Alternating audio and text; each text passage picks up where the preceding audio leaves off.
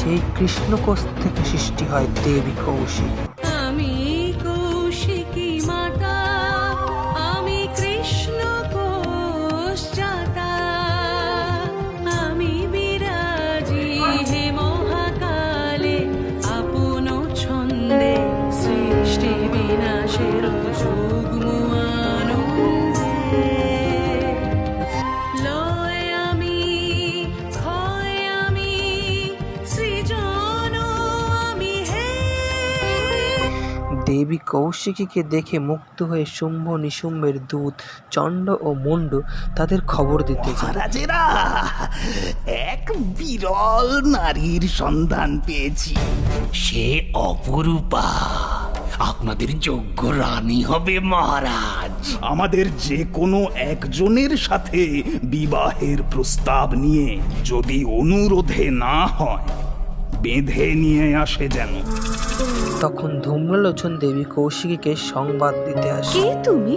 স্বর্গের অধিপতি শুম্ভ নিশুম্ভের কিন্তু আমার একটি শর্ত আছে তো, যিনি আমায় যুদ্ধে পরাজিত করে আমার দর্পচূর্ণ করবেন, তাকেই আমি বরমাল্য প্রদান করব। তোমার প্রভুদের কাছে এই সংবাদ পৌঁছে দাও।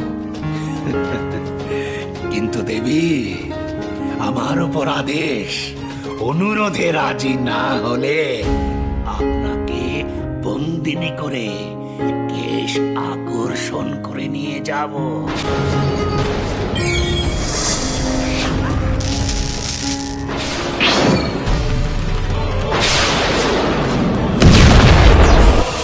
কৌশিকী রূপে আমি অগ্নিস্বরূপা। এখন আমি আমার তমগুণের প্রকাশ করলাম, দেবী কালিকা।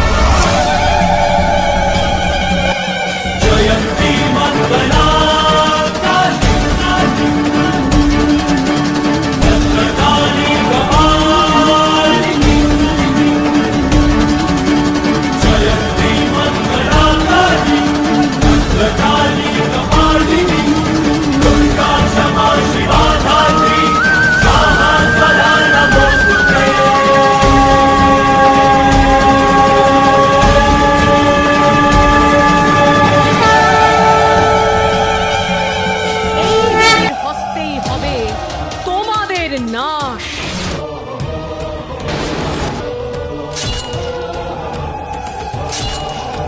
চন্দ্রমুণ্ডকে বিনাশ করে দেবীর নাম নেয় চামুণ্ডা। এইবারে শুম্ভ নিশুম্ভ তার সবচেয়ে ভয়ানক অসুর রক্তবীজকে মারে।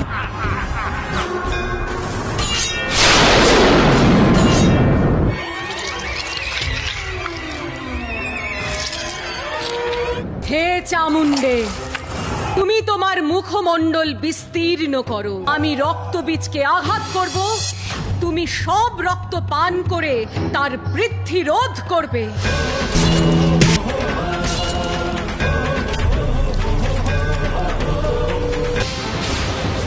অসুর নিধনে উন্মত্ত ও অতিরিক্ত রক্ত পানের ফলে দেবী কালী নিজের ভারসাম্য হারিয়ে ফেলেন এবং সৃষ্টির ধ্বংসলীলা চালান।